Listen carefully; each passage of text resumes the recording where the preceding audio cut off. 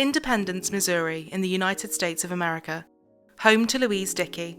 63-year-old Louise Dickey had previously worked in accounting in Kansas City. After being involved in a serious car accident, Louise had suffered massive injuries that had left her unable to walk far or able to lift more than 5 pounds in each hand. Her injuries had left her needing to take pain medication, but in spite of this, she was always cheerful and happy, and so grateful for the help and support she had. Her daughter Miranda was close by and on hand to help, and her neighbour Barbara would also help out where she could. Miranda would visit her weekly to help out and also check on Chloe, Monkey and Reba, Louise's cats. One of Louise's biggest loves was music. She loved music so much, in fact, she named one of her cats Reba after her favourite star, Reba McEntire. She lived alone and mostly kept to herself. Her family was also small. Her mother lived in Lee's Summit with Miranda's brother. There was also an uncle who lived in Detroit, but there were few other family members apart from them. She loved nothing more than spending time listening to records with her best friend Kevin. Kevin said she was gentle and kind, a real character. March 29th, 2016. Miranda was contacted by Louise's neighbour Barbara. She wanted to know if Louise had gone out of town and forgotten to tell her, as her car was no longer parked in the driveway. No, she hadn't. This was extremely unusual, and there was no reason at all for her car to be gone. Straight away, Miranda called her mother. The call went straight to voicemail. No answer. Wasting no time, Miranda jumped in her car and drove over to Louise's house at the 10400 block of East 27th Street. She parked at Barbara's and Barbara was stood waiting outside for her. Miranda let herself into her mom's home and called out, but it was quiet. Looking to her right, she noticed her mother's purse on the sofa, with the Ziploc bags that she usually kept in her purse, which were empty.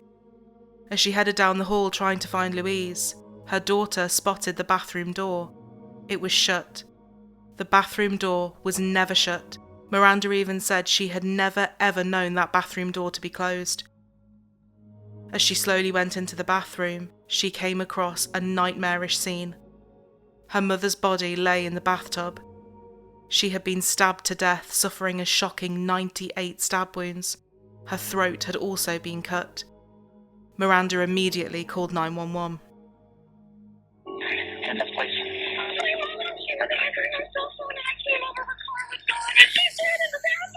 Okay. Thank you, man. Your mother deceased. Where is she at? In the bathtub, walking down. Okay, thank you. Yeah, I can transfer you to the paramedics if you think you can help her. The emergency services were soon at the scene, with Detective Bryce Minter heading the murder investigation. There was blood absolutely everywhere in the bathroom, and the violence of this murder was plain to see. The officers asked Miranda about Louise's empty purse, and Miranda explained that not only was that extremely weird, but she couldn't find her mother's cell phone. The police put in a request for information on the missing bank cards and a ping on the cell phone. A BOLO, or be on the lookout, was also issued for the missing vehicle, a golden 1998 Buick Park Avenue. Miranda was taken to the station to be interviewed. When was the last time you heard from Mom? About 5:30 yesterday. You called her or see her in person? She Facebook messaged me and said, I can't find my phone, can you call it? Which is a pretty frequent thing. So I called her phone, and she picked it up and said, okay, found it, thanks. And I said, okay, love you more. And she said, love you more. She didn't seem concerned about anything or anything like that. Anybody at the house? No. And she wasn't seeing anybody because of a boyfriend, or she didn't frequent bars to go meet people, or No. anything else that would help us. Never hurt anybody. The crime was shocking for those in the community, with neighbours calling the area safe and quiet. Seeing so many police and forensics officers and journalists was extremely rare. It's a quaint and charming little mom-and-pop neighbourhood. There are a lot of retired people that live around here and a few young families, said one resident. 41 Action News spoke to at least a dozen neighbours from Louise's street, but none of them really knew anything about her. She never came outside for nothing, said one neighbour who lived just a few doors down from Louise. Some neighbours said they didn't even know anyone lived at the house. We thought the home was abandoned because you don't see anybody in there, said one neighbour, who could see Louise's house from her backyard. A couple of miles away from the murder scene, Officer Jason Harris was on patrol, and after hearing about the BOLO, he set off to search for the vehicle, and, less than an hour later, he found it. It was parked in a convenience store parking lot on Truman Road. The owner of the store told them it had been there since the night before. Detective Minter soon arrived and noticed something that could hold the key. Pointing in the direction of the car was a security camera. They went into the store and requested to view the footage. They stood waiting for the car to come into frame, and finally it did. The car was driven to the parking spot, and out got a young male who walked towards the convenience store.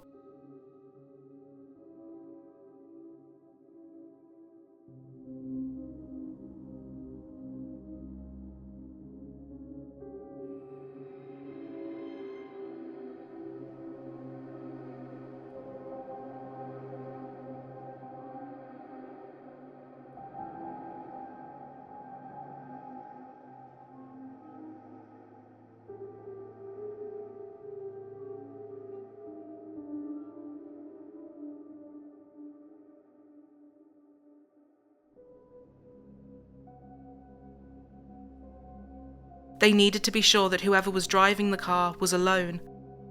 They pulled footage from a different camera which showed an empty passenger seat.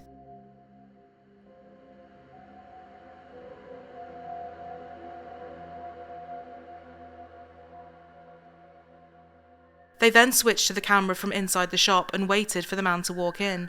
Given how violent the murder was, they were expecting him to have traces of blood on his hands and clothes. But there was no blood to be seen. He could be seen shaking hands with someone in the store, someone he clearly knew, before getting out a phone and attempting to call somebody. As he moved into the store and headed towards the back, footage from another camera showed him walking up to the ATM. He took out a card and tried to withdraw money, but it didn't work.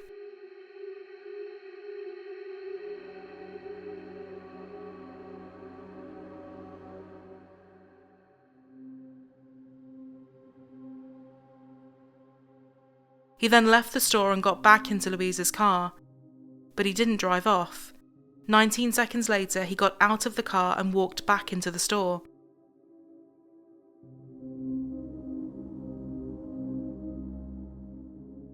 He spoke to an employee before leaving once more.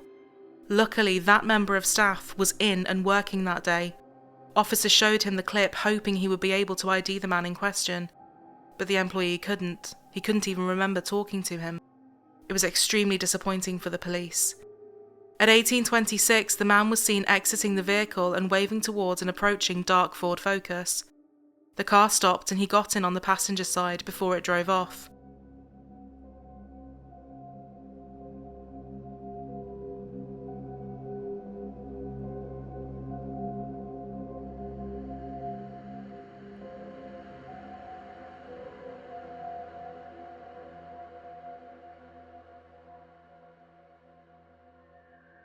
Frustratingly, the footage was not very clear and a license plate could not be made out. They looked at another camera from the parking lot to try and get a clearer image of the driver. The driver was shorter, leading them to believe it was possibly a woman driving. They examined the car more closely. There was a missing hubcap on the driver's side, and as the car pulled onto the road, the hubcap was also missing from the passenger's side. They needed to find the car and they needed to find the driver, so another BOLO was issued. That's right, Chris. As you said, that homicide victim identified by Independence Police as 63-year-old Louise M. Dickey. Now, this morning, police were here at this convenience store at Truman and River collecting what could be a key piece of evidence in the case, surveillance video. Now, earlier today, police were back on the scene of that homicide at 27th and Hardy Road. The victim was discovered there Tuesday afternoon when her daughter came to the house to check on her after getting a call from a neighbor that the victim's car was missing. And that's what brings us back to this convenience store. Tonight, a clerk here told me police were at the store around 10:30 this morning getting surveillance video from the store's owner. Now, Independence Police have not said whether the car found here is related to the homicide of Louise Dickey, but officers also tell me that detectives are still actively investigating this case, and tonight the search for a suspect continues. As the officers headed back to the station, a vital piece of the puzzle was coming in: the bank records for Louise Dickey. It showed that the day before at 17:11, her card had been used at a Walgreens store. This was 23 minutes before her last call with Miranda. Knowing that this shopping trip and the transaction would have been caught on camera, the officers wasted no time in heading over. The footage began to play, and at 7 minutes past 5, the car pulled into the parking lot. 2 people got out and headed inside.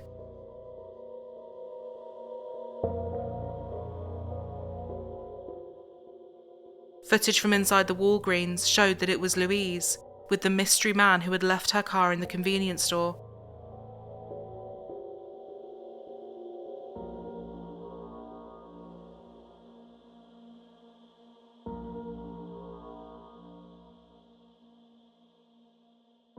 They purchased several items before leaving. This was not long before the police believed she had been murdered. Who was this man, and how did he know Louise? Miranda was shown the footage at the station, with the officers being hopeful she would be able to shed light on who he was, but she couldn't identify him. So the officers went back to the bank records. Where had her car been used after Walgreens?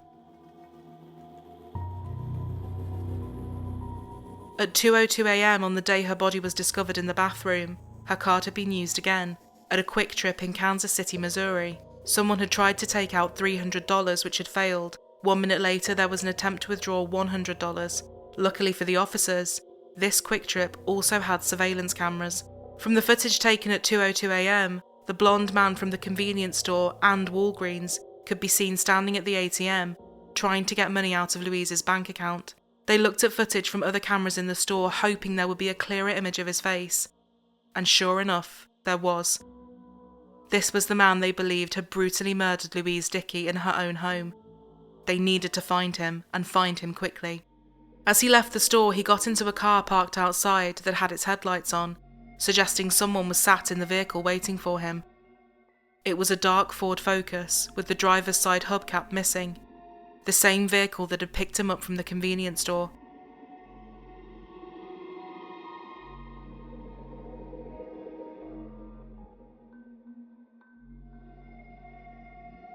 They decided to talk to other people in Louise's life to see if any of them knew who this man was. They showed the footage to her neighbour Barbara. She not only knew him, she was related to him. He was her nephew, Corey King, 26 years old and from Kansas City. Barbara was quickly taken into a room to be formally interviewed. Corey's your nephew? Yeah. Okay. How did he become acquainted with you? Through me. What kind of girls is he involved in? He was shooting up something at one time. But I don't know. 15 hours after requesting the ping, Louise's cell phone responded. It was showing at the Ameristar Casino 10 miles outside of Independence. Officers raced over there hoping to find Corey, but when they arrived there was no sign of him, and there was no sign of the Ford Focus. They spoke to the casino and asked to review the surveillance footage from the last few hours. At 3:20, Corey was picked up. He was talking to someone, but that person was just out of frame. But not for long.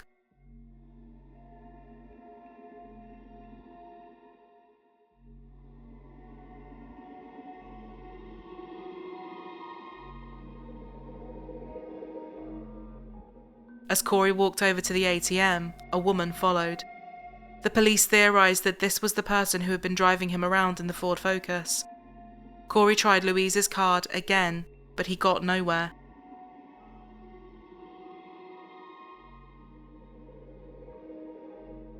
At 4:08 a.m, Corey was seen walking out of the casino with the woman, and the Ford Focus was seen driving away, signalling to turn right out of the casino premises. But as the car got to the end of the road, it stopped. Then after a pause, it turned left instead.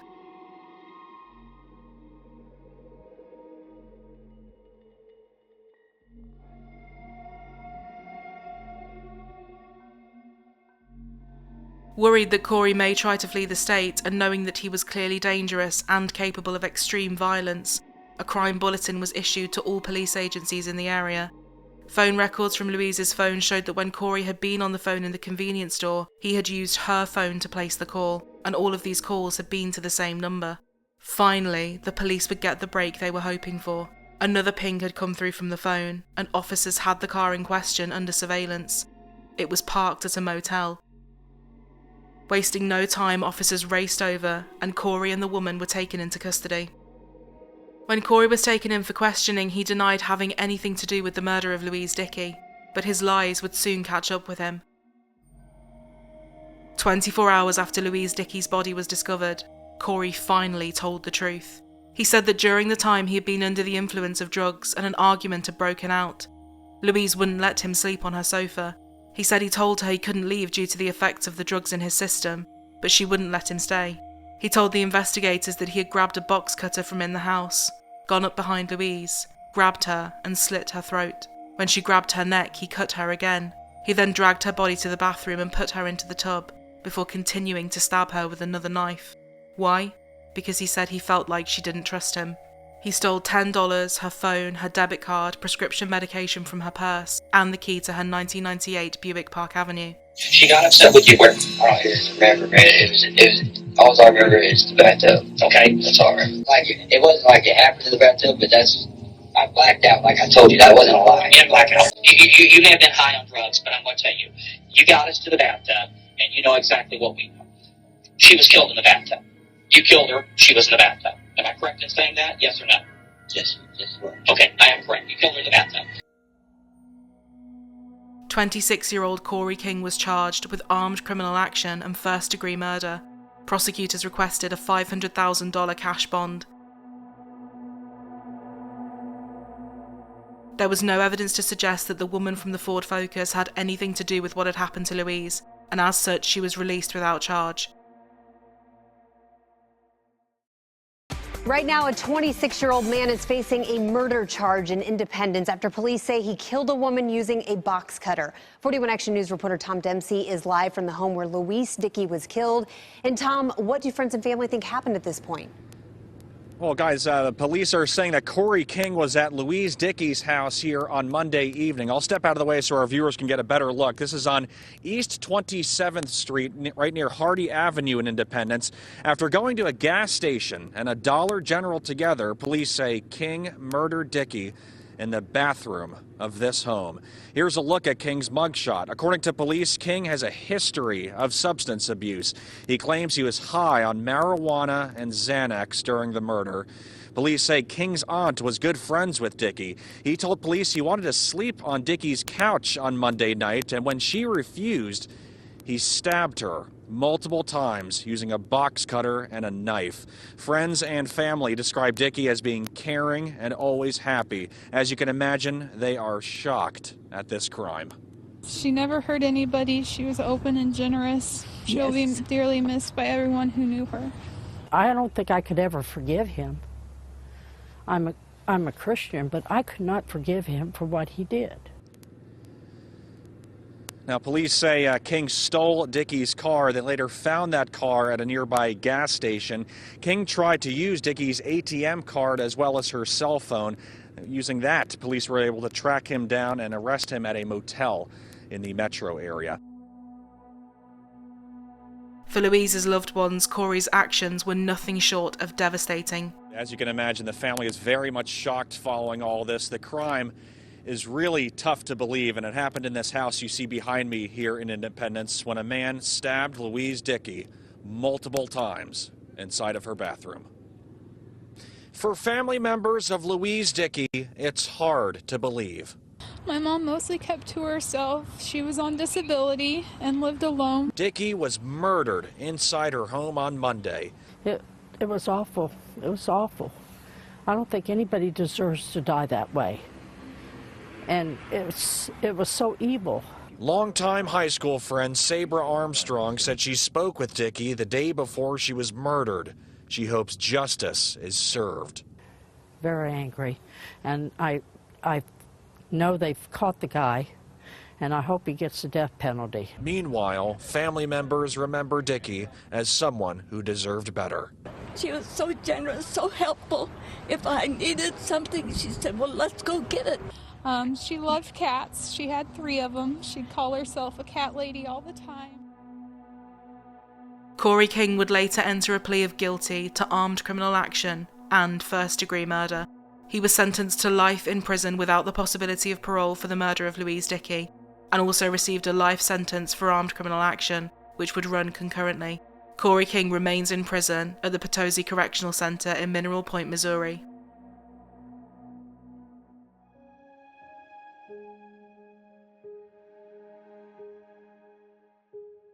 Louise Dickey was a kind, caring woman, someone who was devoted to her family and so grateful for those who helped and supported her. Knowing how she must have suffered in the last moments of her life is deeply upsetting and incredibly tragic. As Miranda said, her mother was open and generous, the kind of person who would never hurt anybody.